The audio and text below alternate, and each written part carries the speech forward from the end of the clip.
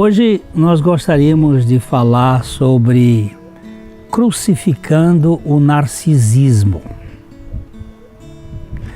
O humanismo é a via do homem em busca do altar, tendo o céu como limite. O cristianismo é a estrada do esvaziamento humano, tendo o humus como o seu leito. Vamos ver se a gente diz de novo. O humanismo é a via do homem em busca do altar, tendo o céu como limite. O cristianismo é a estrada do esvaziamento humano, tendo o humus, o chão, como seu leito. Se no humanismo o ser humano quer ser como Deus, no cristianismo Deus se torna homem. Homem na dimensão mais adequada.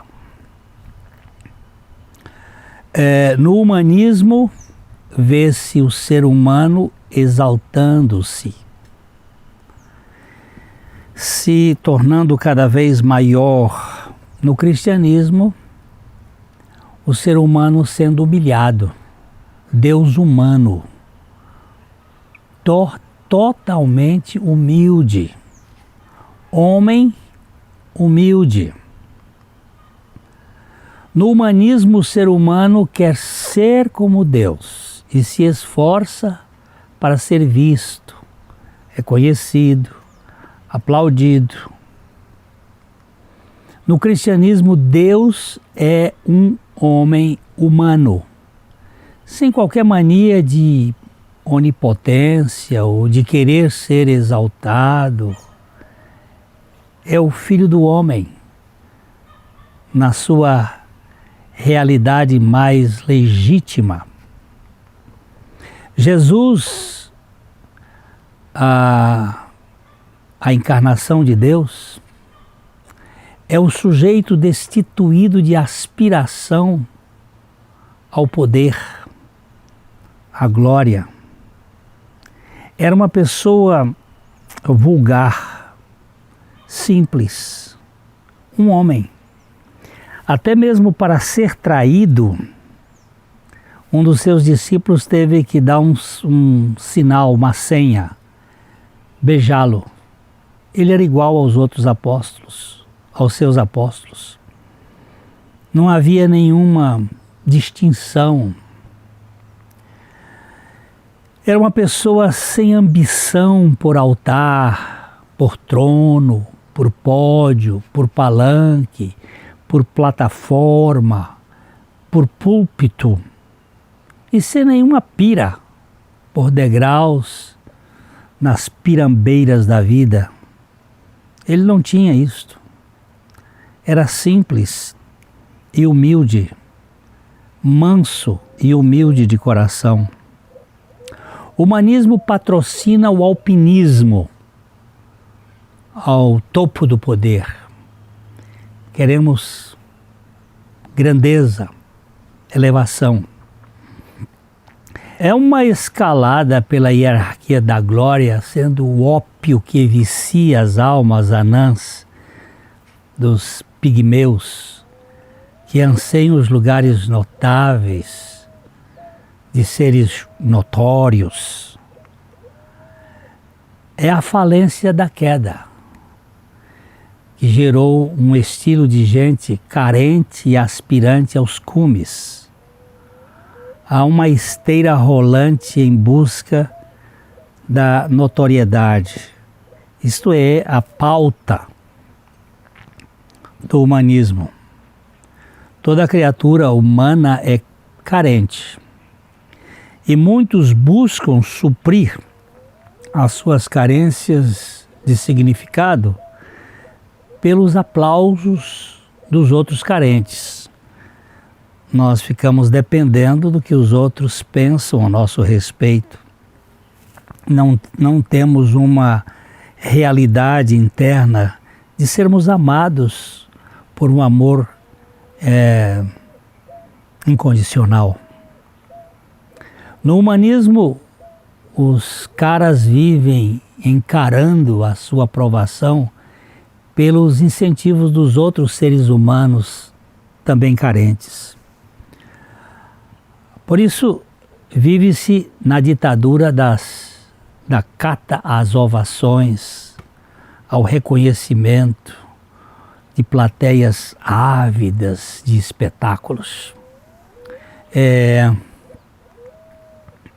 A igreja atual, ela, de um modo geral, virou num teatro, onde os promotores da adoração se tornam em atores e o público em espectadores. As pessoas sobem aos altares para mostrar os seus talentos, suas aptidões, e as outras pessoas estão embaixo, aplaudindo aquilo. A humanidade toda é carente, mas não podemos usar a nossa carência para nos tornar ilustres diante do trono da graça.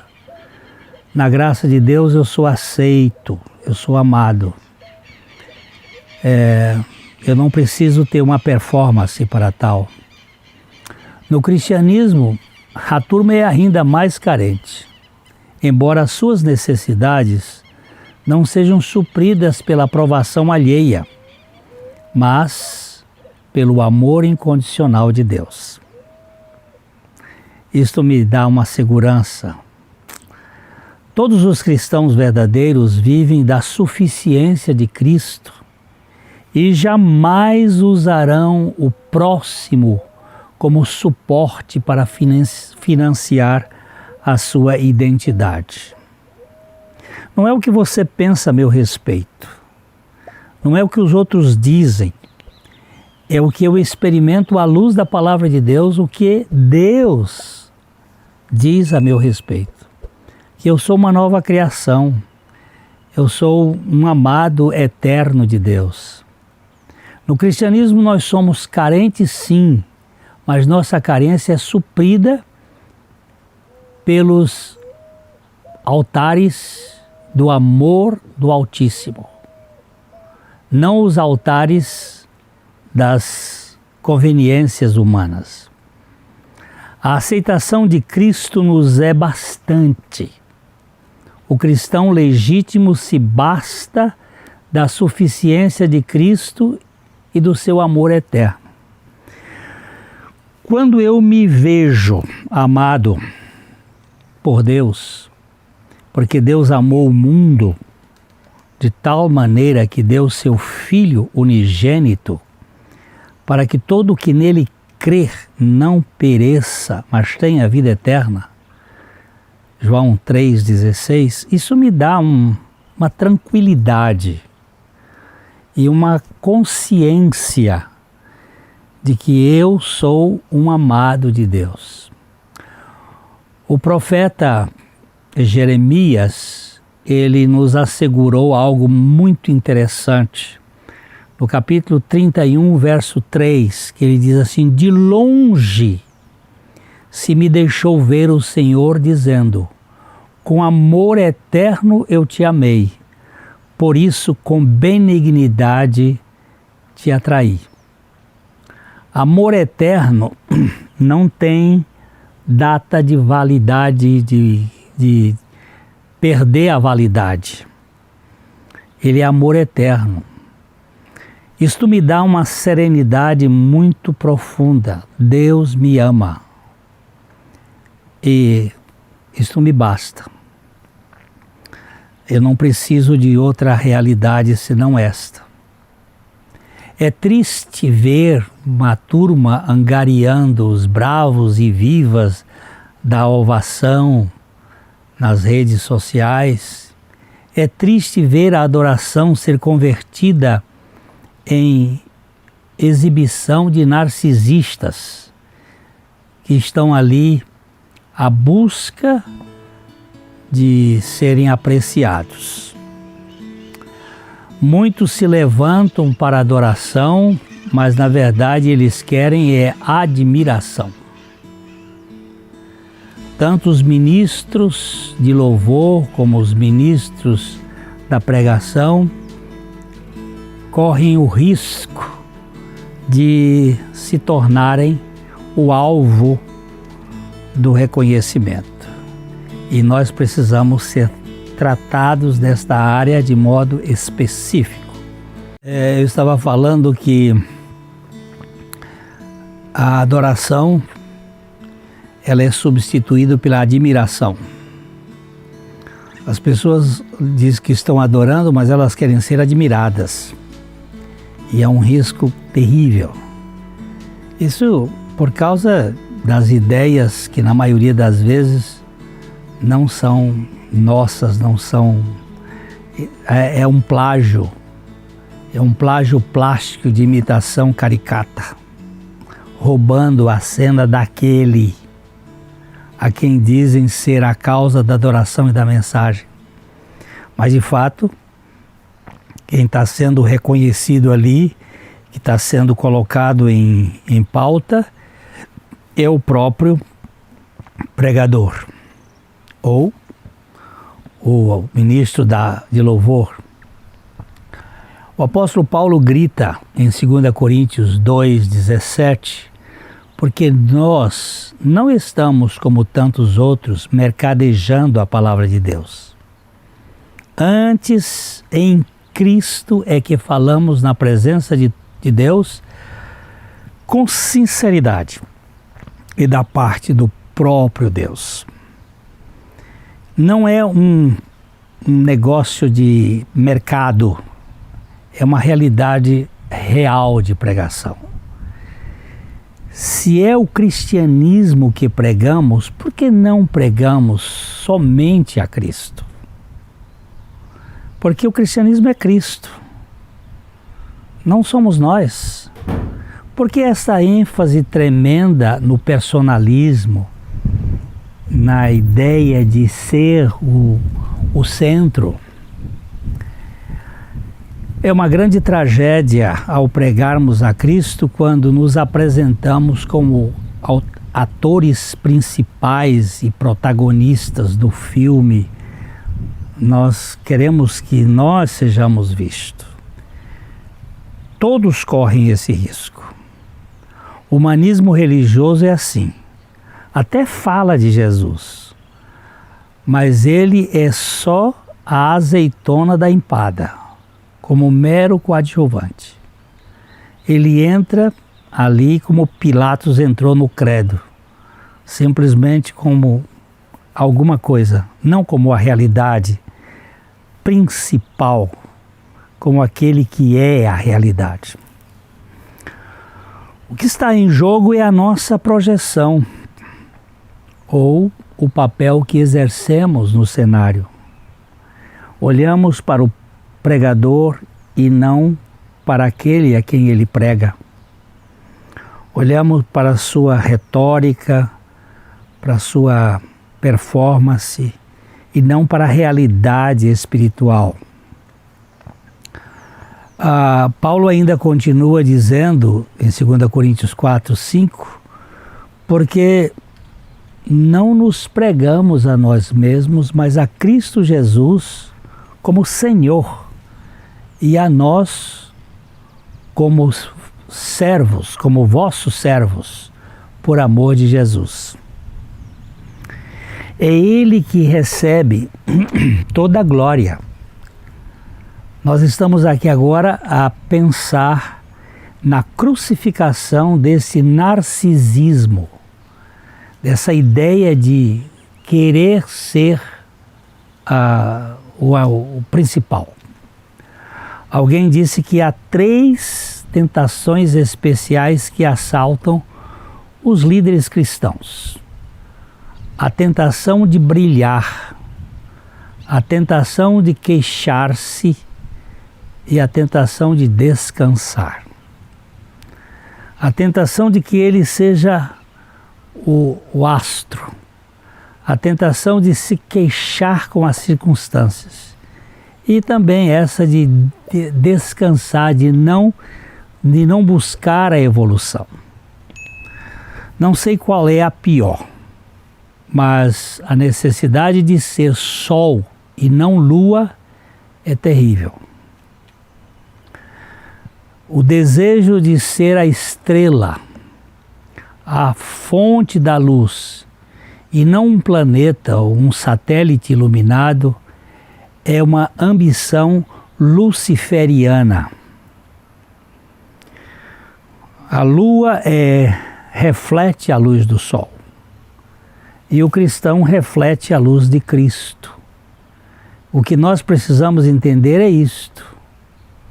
Meus amados, todo cuidado é pouco para estes ensimesmados, esses narcisos que se afogam na sua imagem refletida no poço.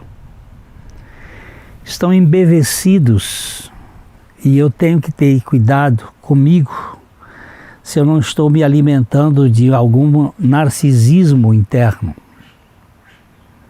Precisamos, antes de tudo, de uma real experiência de nos vermos de fato crucificados juntamente com Cristo, para sermos livres desta síndrome de altar, dessa necessidade de ser consultado, dessa necessidade de ser estimado, dessa necessidade de ser apreciado. Eu preciso ser liberto. E isto só a obra de Cristo. Narcisos não podem ser afogados, eles precisam ser crucificados. Eles se afogam em si mesmos, nos seus próprios modos de pensar. Só a morte do velho Adão cheio de si, juntamente com Cristo, pode nos libertar dessa tendência de buscar significado do lado de fora. Eu preciso ganhar, de fato, esta realidade espiritual. Já não vivo mais eu, mas Cristo vive em mim. O C.S. Lewis fez uma observação muito pertinente aos pregadores que diz o seguinte: a recomendação feita a Pedro foi: apacenta as minhas ovelhas. Não faça experiências com as minhas cobaias, nem mesmo ensine novos truques aos meus cães. O bom pregador, o pregador do Evangelho, é aquele que apacenta as ovelhas do Senhor. Não é aquele que o pau senta nas ovelhas, mas aqueles que apacentam as ovelhas do Senhor com a graça do Senhor. O objetivo do Evangelho é nos demover dos altares e nos levar realmente para o Calvário. Só adoradores crucificados podem adorar de verdade. Não tem outra opção. O objetivo do Evangelho é nos manter com os olhos em Cristo e fora das plataformas por meio da co-crucificação com o Senhor Jesus. O que você e eu temos sido? Narcisistas, insaciáveis de glória, de ovação, de reconhecimento, ou novas criaturas crucificadas com Cristo? Esta é uma questão que nós precisamos avaliar. Não nos deixemos enganar por ninguém. Esta vida aqui é passageira e há uma eternidade pela frente. Se não formos sinceros aqui, seremos incinerados por lá. Não é a sinceridade que nos salva, mas a salvação nos mantém sinceros. E eu não gostaria de viver uma aparência, uma coisa falsa. É a experiência da vida com Cristo. O que você e eu temos sido? Que vida é esta que nós estamos vivendo? Vida de novas criaturas ou vida de exibidores de condutas que têm uma plateia como avaliadora disto? Eu quero terminar esta mensagem aqui com a palavra do livro de Apocalipse, que diz de modo muito contundente. Apocalipse capítulo 21, verso 8.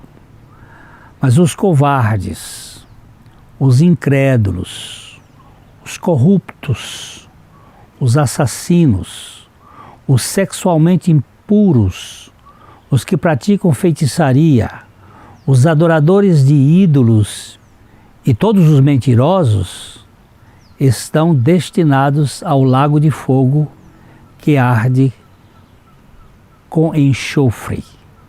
Esta é a segunda morte. Não é bom deixar de considerar isto. Não posso viver uma mentira. Os mentirosos estão fora do reino de Deus. E a pergunta: você já nasceu de novo? Essa é a única opção. E para nascer de novo, nós precisamos experimentar a nossa morte e ressurreição juntamente com Cristo. Ele não só morreu por mim, mas Ele me levou a morrer com Ele. Isto é o cerne do Evangelho. Esta é a mensagem que eu gostaria de deixar para você, de coração para coração. Até o nosso próximo programa.